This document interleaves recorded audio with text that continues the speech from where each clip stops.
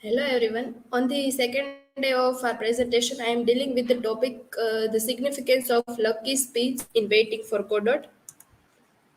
These are my personal informations. The roadmap of the presentation is first introduction and about author, then language in waiting for Godot, then Lucky's character as submissive slave, then analysis of lucky speech. A lucky speech is divided into three parts, then overview of lucky speech and conclusion and work citation. Lucky, one of the four main characters of Bucket's Waiting for Godot, is just such a man babbling his way to silence. His speech in Act 1 is a continuous run on of unpunctuated, idiotic words and phrases. Lucky speech is as carefully constructed as the play itself, and its meaning reinforces the themes of the play. The speech not only is absurd, it argues for absurdity. The speech has three distinct parts. Part 1 and 2 are discrete units, each with its own recognition syntax, as many more FSIC interjection than the first two parts, and is richer in poetic imagery, connotative of death, decline, and pathos. Then about author Samuel Beckett. He was born in 13 April, it is questionable, in 1906 at Dublin, Ireland, and died in 22nd December 1989 at Paris, France. He was an author, critic, and playwright, winner of Nobel Prize for Literature in 1969. He wrote in both French and English and is perhaps best known for his play, especially An Attendant Godot, 1952, Waiting for Godot. These are his notable works.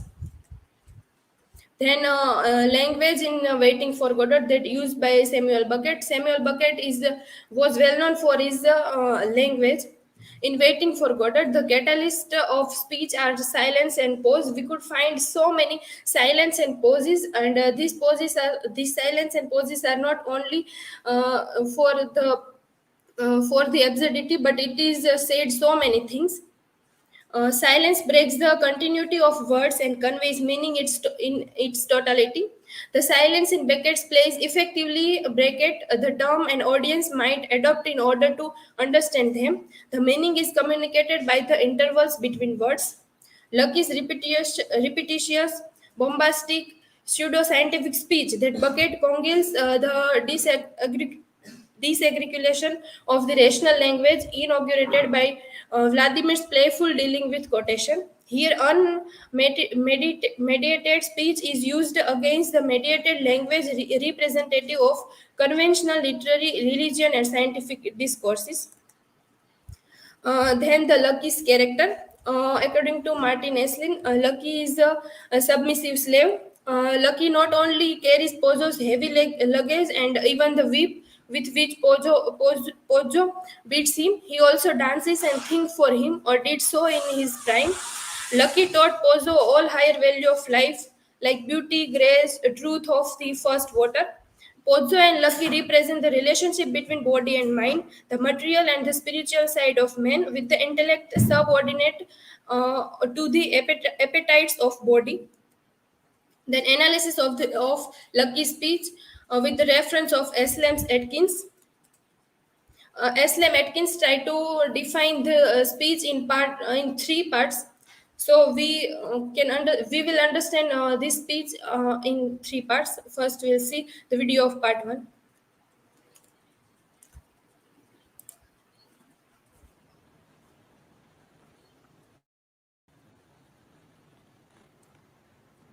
Given the existence as uttered forth in the public works of Puncher and Whatman of a personal God, qua, qua, qua, qua, with white beard, qua, qua, qua, qua, outside time, without extension, who from the heights of divine apathia, divine athambia, divine aphasia, loves us dearly, with some exceptions, for reasons unknown, but time will tell. and suffers like the divine Miranda with those who, for reasons unknown, but time will tell, are plunged in torment, plunged in fire, whose fire flames if that continues, and who can doubt it, will fire the firmament, that is to say, blast hell to heaven. So blue, still, and calm. So calm with a calm which, even though intermittent, is better than nothing, but not so fast.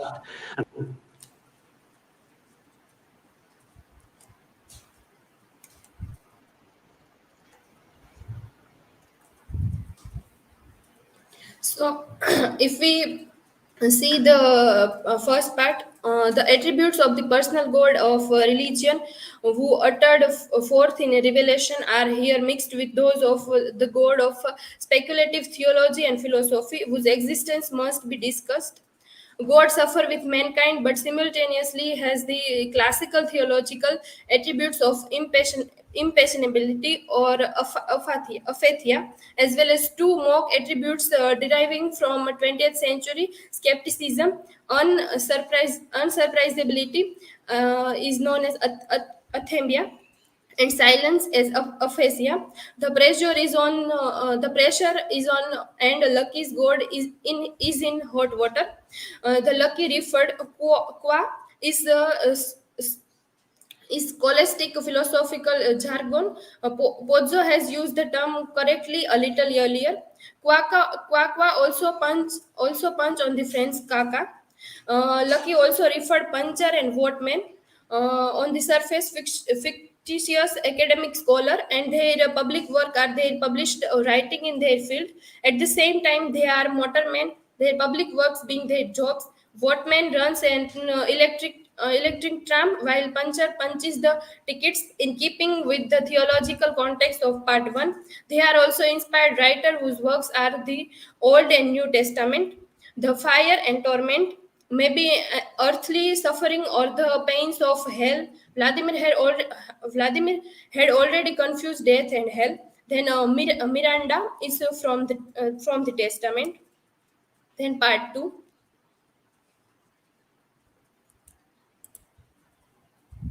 So fast, and considering what is more, that as a result of the labors left unfinished, crowned by the Academy of Anthropometry of Essay and Posse of Testu and Cunard, it is established beyond all doubt, all other doubt than that which clings to the labors of men, that as a result of the labors unfinished of Testu and Cunard, it is established as hereinafter, but not so fast, for reasons unknown, that as a result of the public works of Puncher and Watman, it is established beyond all doubt, that in view of the labors of Vartov and Belcher, left unfinished, for reasons unknown, of Testu and Cunard, left unfinished, it is established what many deny, that man and posse of Testu and Cunard, that man in essay, that man in short, that man in brief, in spite of the strides of alimentation and defecation, is seen to waste and pine. Waste and pine, and concurrently, simultaneously, what is more, for reasons unknown, in spite of the strides of physical culture, the practice of sports such as tennis, football, running, cycling, swimming, flying, floating, riding, gliding, conating, camogie, skating, tennis of all kinds, dying, flying, sports of all sorts, autumn, summer, winter tennis of all kinds, hockey of all sorts, penicillin and succedanea, in a word, I resume, and concurrently, simultaneously, for reasons unknown, to shrink and dwindle. In spite of the tennis, I resume flying, gliding, golf over 9 and 18 holes, tennis of all sorts, in a word, for reasons unknown in Peckham, Fulham, Clapham, namely concurrently, simultaneously, what is more for reasons unknown, but time will tell, to shrink and dwindle. I resume Fulham, Clapham, in a word, the dead loss per capita since the death of Bishop Berkeley being to the tune of 1 inch 4 ounce per capita, approximately, by and large, more or less, to the nearest decimal, good measure, round figure, stark naked in the stocking feet in Connemara, in a word, for reasons unknown, no matter what matter, the facts are there.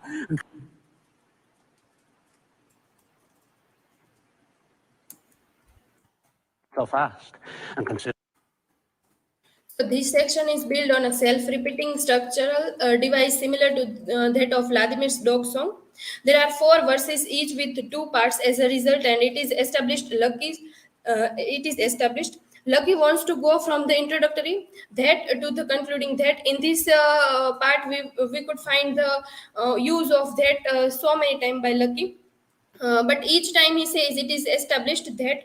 This that which wants to be the concluding that becomes instead another introductory that, so that the first part of his argument, the part which is trying to get to the concluding that, is repeated 3 times over before it breaks free of the cycle and proceed to main. The quadruple repetition of that man form a coda to the 4 verses and brings it in the concluding west and pines. Each section of the refrain ends with a parenthetical doubting or denial of what has just been established. This coupling of contradiction has already been noticed in the theology of part 1 and will recur in part 2, part C. He also referred many philosophers in this part, like Fadro and Bulger, are from Black Fragment about nobody when Klopstock, England defined other dirty puns make use of English, French, and Latin. Anthropometry is literally the measure of man who is short and brief.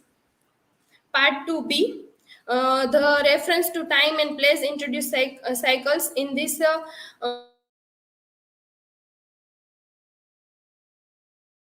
various games that shows the rationality of human being and enlightenment of human being, but that all are failed in this time.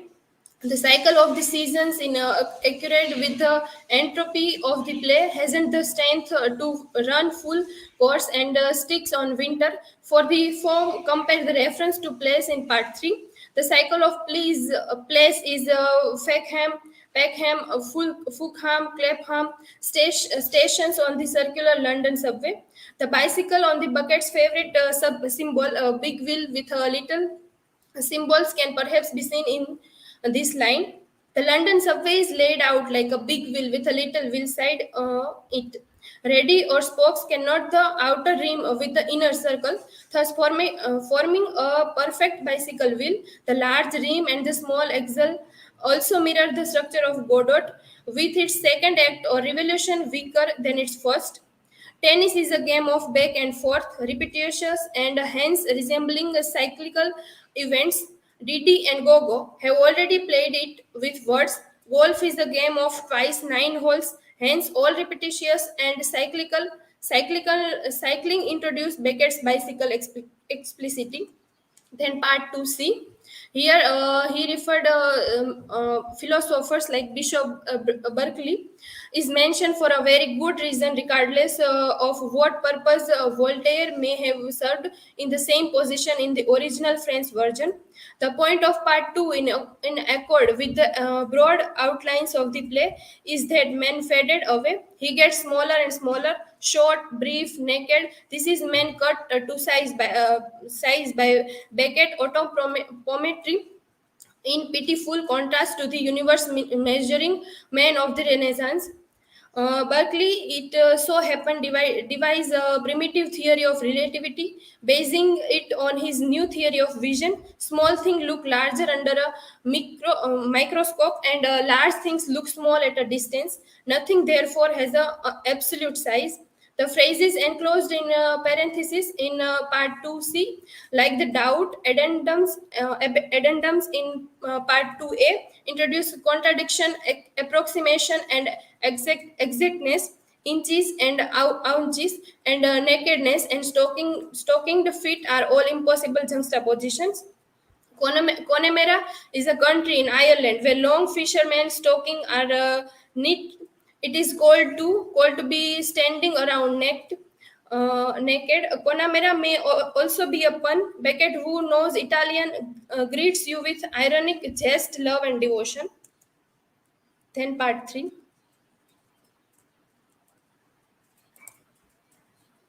And considering what is more, much more grave, that in the light of the labours lost of Steinweg and Petermann, it appears what is more, much more grave, that in the light of the labours lost of Steinweg and Petermann, that in the plains, in the mountains, by the seas, by the rivers running water, running fire, the air is the same, and then the earth, namely the air, and then the earth, and the great cold, the great dark, the air and the earth, abode of stones, and the great cold, alas, alas, in the year of the Lord 600 and something, the air, the earth, the sea, the earth, abode of stones, and the great cold, the great deeps, on sea, on land, and in the air, I resume, for reasons unknown, in spite of the tenor tennis, the facts are there, but time will tell. I resume, alas, on, in short and fine, on, the boat of stones who condemned it. I resume, but not so fast, I resume the sculpture shake and waste. I concurrently, simultaneously, what is more for reasons unknown, in spite of the tennis, on, the beard, the flames, the tears, the stones, so blue, so calm, alas, on, the skull, the skull, the skull, the skull in Connemara, in spite of the tennis, the labours abandoned, left unfinished, graver still, a boat of stones. In a word, I resume, alas, abandoned, unfinished, the skull in Connemara, in spite of the tennis, the skull, alas, the stones, Cunard, tennis, the stones, Cunard, unfinished.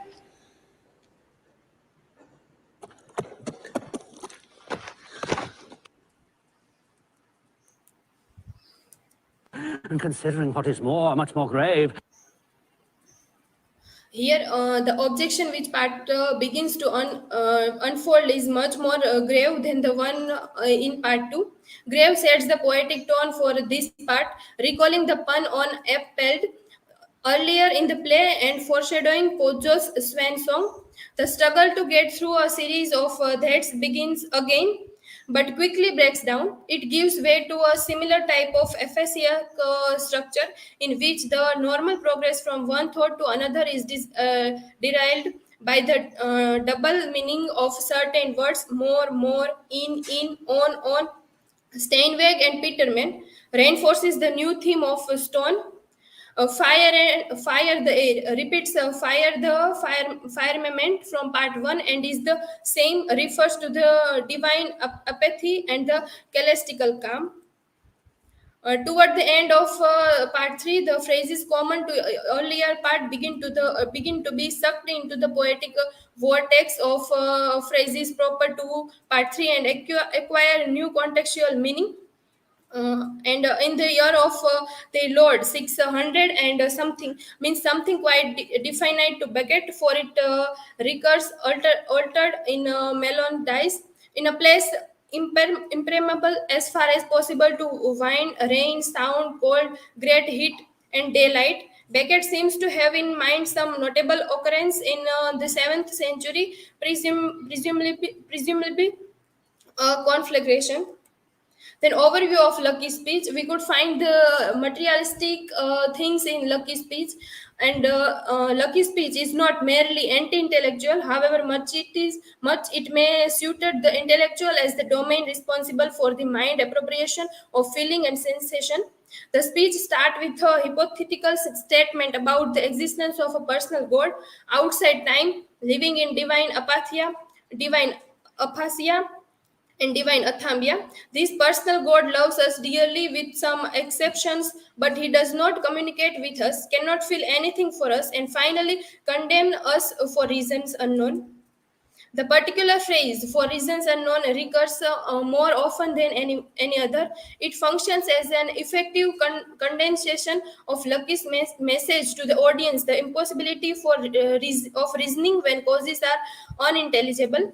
Beckett once said that there is an endless verbal germination, maturation, putrefaction, the cyclical dynamize of the intermediate, and Lucky Speech is based precisely upon such a circular movement of language from its initial stage of exemplary articulation to its final decay. Human logos might infer progress toward its perfection insofar as it were able to reflect the internal unity of a word inspired by the absolute, but the personal God is neither charitable, intelligent, nor in the least bit interested in humanity. Logos as progress is subvert by logos as regress.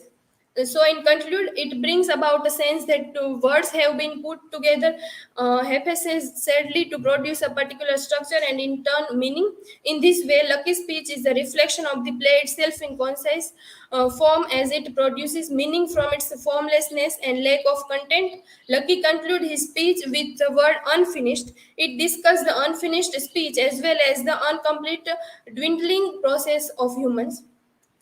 These are word citations.